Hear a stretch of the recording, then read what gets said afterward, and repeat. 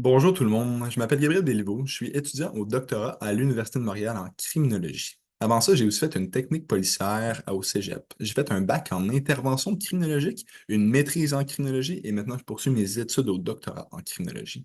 Mais à part l'école, j'aime beaucoup faire du sport, j'aime faire surtout des triathlons et j'adore voyager, c'est mes deux grands centres d'intérêt. Mes recherches portent sur la transformation des pratiques policières à travers le temps. Plus précisément, je m'intéresse à savoir comment la police s'adapte ou ne s'adapte pas à l'évolution de la criminalité et aussi des besoins de la société. Par exemple, ces derniers temps, je m'intéresse surtout aux allégations de racisme, de profilage racial et de discrimination raciale qui sont déposées à l'encontre de la police.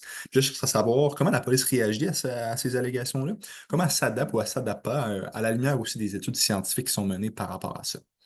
Plus précisément, ma thèse de doctorat s'intitule Police et savoir, nouvelles perspectives sur les dynamiques de réforme policière. Je vous explique là, ma thèse de doctorat est en trois parties. Premièrement, je vais produire une recherche historique des changements qui ont été menés, opérés au sein de la police depuis le 19e siècle. Donc, je m'intéresse à savoir comment la police change à travers le temps depuis le 19e siècle en analysant une série de documentations historiques, d'archives historiques, de documents qui ont été produits par la police elle-même.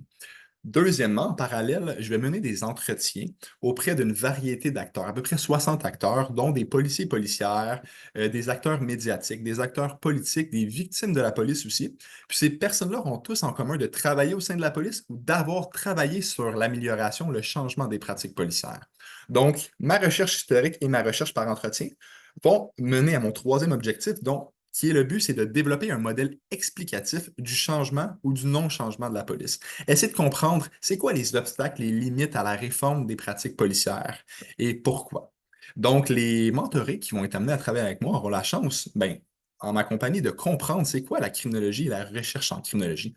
On va pouvoir aussi comprendre ensemble c'est quoi la police puis c'est quoi son fonctionnement. On va analyser une série de documents historiques ensemble. On va pouvoir interviewer des acteurs comme des policiers, policières. On va peut-être même pouvoir les observer travailler. Peut-être qu'on va pouvoir rencontrer d'autres acteurs ensemble si on a le temps.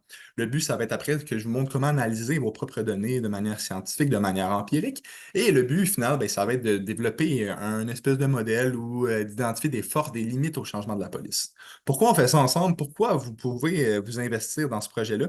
Ben, le but, dans le fond, c'est d'améliorer les pratiques policières parce que les besoins de la société, la criminalité changent en constante permanence. Puis le but, dans le fond, c'est que la police s'adapte le mieux possible à cette évolution-là, à ces changements de société-là pour ben, justement avoir tout le temps des meilleures pratiques policières le plus à jour possible, pour renforcer le lien de confiance, la proximité qui unit la police aux communautés, puis pour, ben, dans le fond, permettre un meilleur accès à la justice, à l'équité pour tout le monde. Donc, j'espère que vous allez pouvoir vous investir dans ce projet-là avec moi, ça serait bien intéressant. Merci.